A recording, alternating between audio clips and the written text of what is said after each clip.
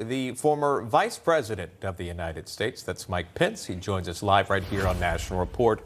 Mr. Vice President, good to see you, and thank you so much for coming on. I know it's busy for you. You're preparing, obviously, for the day. Absolutely. I wanted to jump in some of the news of the day here. President Biden visiting with those auto workers, the UAW on strike, as you know. He's going to be out there picketing. I'm curious to know your position on this. If you were president, how would you handle a moment like this? Do you agree with the president going out there picketing with the UAW? And does that fall in line with your platform, essentially being a populist versus a conservative? Can you describe that to us? Well, look, I was governor of the state of Indiana, which is the second leading manufacturing state in the country per capita.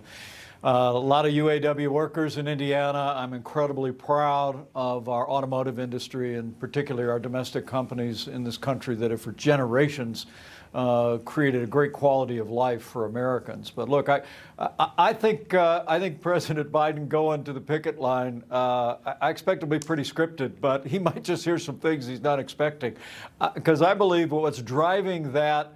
What's driving the pressure for the strike is the fact that Bidenomics is a total failure. Wages are not keeping up with inflation, and auto workers are feeling it. Secondly, I got to tell you, the Green New Deal policies that are using mandates and subsidies, many of which go to China for battery manufacturing, are literally waging war on the combustion engine industry in this country. And I got to think that auto workers know that. They're paying attention, and I think they ought to take the opportunity on that picket line to look President Biden in the eye and say, hey, glad you're here. Democrat president on the line with UAW workers is no, that's not breaking news. But to take the opportunity to say to him, look, you got to turn around this economy. You've got to set aside the failed policies of more government, more spending, more taxes of Bidenomics. And for heaven's sakes, you got to end these mandates and subsidies that are literally waging war on gasoline power automotive industry in this country. That's the pathway forward, and that's the message I'm going to be delivering tomorrow night on that stage. Yeah, speaking of, the debate is at the Reagan Library. You gave a speech a few weeks ago called Populism versus Conservatism, acknowledging the record and legacy of Ronald Reagan. Here we go. We've got a photo of you here with President Reagan in 1988. Mr. Vice President, which candidate do you think Ronald Reagan would be supporting right now if he were alive today? Well, the thing that I love about Ronald Reagan, and he's the reason why I became a Republican a few years before that photo was taken. I joined the Republican Party because Ronald Reagan articulated strong national defense, American leadership in the world, a commitment to free market economics, to limited government fiscal responsibility, and to traditional values and the right to life. Ronald Reagan was the first one to say that these ideas didn't spring from his brow, they came from the heart of a great nation. And I have to think if the 40th president were alive today, he'd be looking on that stage tomorrow night there at the Reagan Library, and he'd be looking for leaders that are not committed to continuing his legacy, but rather continuing to advance that American agenda. And people that know me know that literally from the day I sat in the Blue Room with President Reagan all the way up to my last day as Vice President of the United States, I've been a champion for the broad mainstream conservative agenda. But as y'all just said, there's a real debate in the Republican Party today whether or not we're going to stay on that agenda, or whether we're going to abandon American leadership in the world, whether we're going to walk away from a debt crisis facing our children and grandchildren. Former President Trump is actually talking about raising taxes at the border on all imported goods. And as people heard just the other day, he actually referred to a pro-life bill that's been adopted in a half a dozen states that bans abortion after an unborn child can feel a heartbeat. He called that a terrible mistake. Well, I'm somebody that is pro-life. I don't apologize for it. So I have to think whether it's the 40th president or whether it's the tens of millions of Republican primary voters, caucus goers around the country.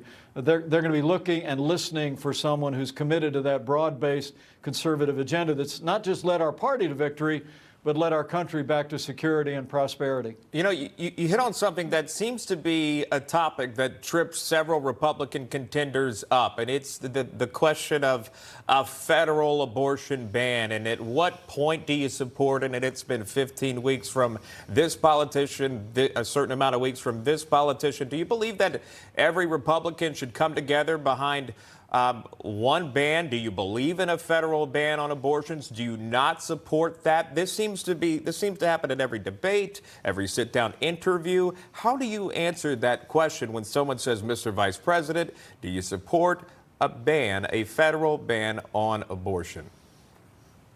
All throughout my life, since the day that I put my faith in Jesus Christ, you know, I opened the book and it said, before I formed you in the womb, I knew you.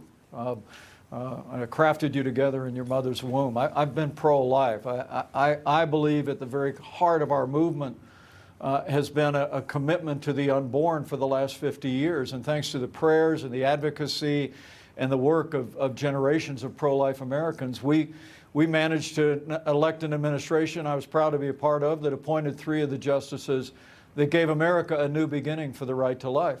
But there's a real misunderstanding, I think, among some of my competitors that the Supreme Court returned the question to the states only. The Supreme Court returned the question of abortion to the states and the American people. The American people elect presidents, they elect governors, they elect senators and congressmen. And while I'm going to continue to support the strongest possible protections for the unborn, I would never call a heartbeat bill a terrible mistake. It was an incredible advance for protecting the unborn in this country, in Florida and Georgia and Ohio and Iowa. But at the federal level, I think when you look at states like California and Illinois and New York and Democrat-run states where still more than half of the abortions in this nation take place, I think there's an argument for a minimum national standard. Support what states are doing to advance protections as far as they can at the state level, but I'm not willing to walk by on the other side of the road and leave unborn children in those Democrat-led states to the devices of Democrat and liberal and pro-abortion politicians. A minimum national standard of 15 weeks that would be the point at which most doctors tell you that an unborn child can experience pain, I think is an idea whose time has come, and it's supported by more than 70% of Americans. I think what I want the American people to know is if I'm president of the United States, they're going to have a champion for life in the Oval Office, supporting it at the state level, but I'll champion a minimum national standard to advance the cause of life. But really quickly, with exceptions, rape, incest, where's your answer on that? Well, you check my career in Congress.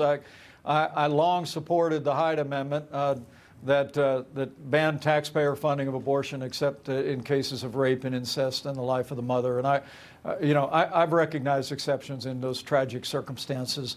But look, I think cause of life is the calling of our time.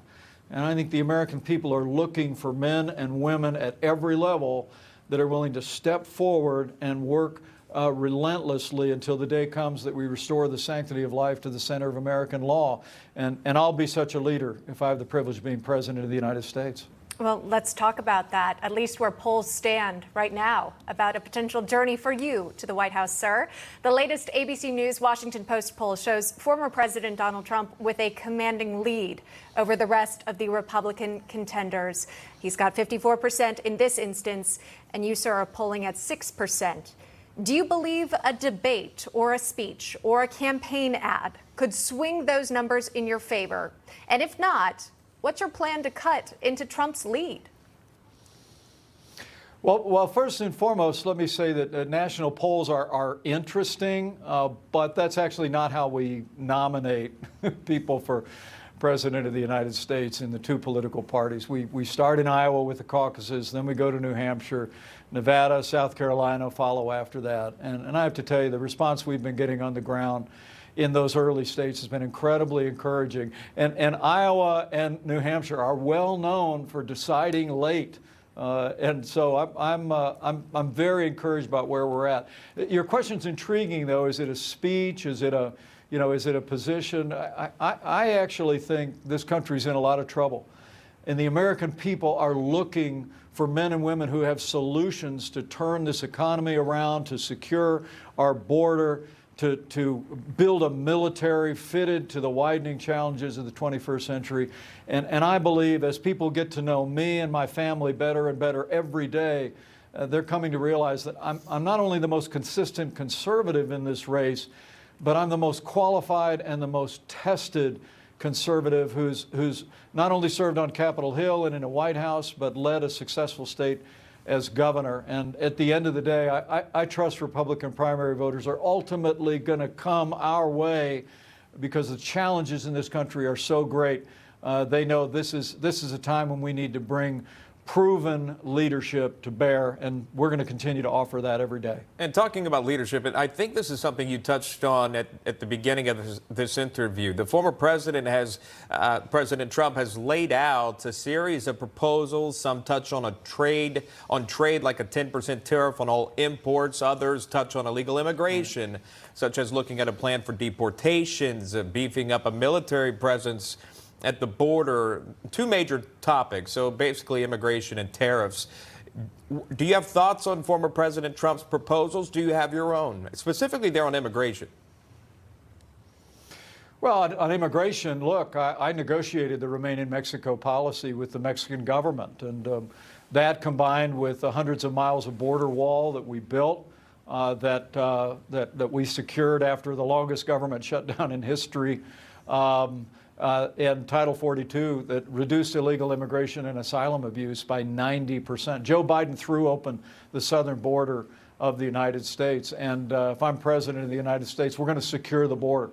Day one, we're going to continue to rebuild the wall. Day one, we're going to put Remain in Mexico back into effect. And day one, I'm going to go to Congress and seek an authorization for the use of force, and then sit down with the Mexican government and say, it is time for us to take the fight to the cartels. We'll partner with them, just as we did when they sent National Guard to their border when we reduced illegal immigration by such dramatic numbers, to hunt down and destroy these cartels that not only are engaging in the largest example of human trafficking in history, and the images that you project on this network every day are heartbreaking, but also the flow of fentanyl that literally is claiming American lives in every city and town in this country. We'll get serious about it. We'll secure the border. And at the end of the day, I also have the experience, having been in the Congress, having been a governor. I believe the American people are tired of a broken immigration system. And once we secure our border, and once we reject amnesty, I think the American people are ready for us to advance an immigration reform that would be based on merit, and develop an immigration system in this country that would first ask, what does the United States of America need? And invite those people to come in to work, to be Americans, to learn our language, and to be a part of our country. And all of that is part of my vision for moving forward. All right, final question for you, Mr. Vice President. Do you think the Republicans should be pursuing an impeachment inquiry against President Biden? Well, look, I think the ethical cloud that's hanging over this administration, I welcomed the rejection of the sweetheart plea deal with Hunter Biden at a time when so many Americans are deeply concerned about unequal treatment under the law. That looked to me to be an important first step in that process of restoring public confidence. But I would tell you, I believe that it is appropriate for the Congress, with so many in the media, not Newsmax, but so many in the media completely ignoring the questions swirling around President Biden and his family during the time that he was Vice President of the United States, the image of them profiting from foreign corporations and foreign nationals. Fortunately, House Republicans have been doing yeoman's work bringing those facts forward to the American people. I think initiating an impeachment inquiry to continue that is perfectly appropriate. The American people have a right to know what's going on, and I commend Speaker McCarthy and Jim Jordan, my old friends in the House of Representatives, for working every day to bring those facts to the American people. We'll continue to do so here on National Report on Newsmax each and every day. Former Vice President Mike Pence joining us. Mr. Vice President, thank you for that. We'll be watching you on the debate stage. Thanks. See you tomorrow.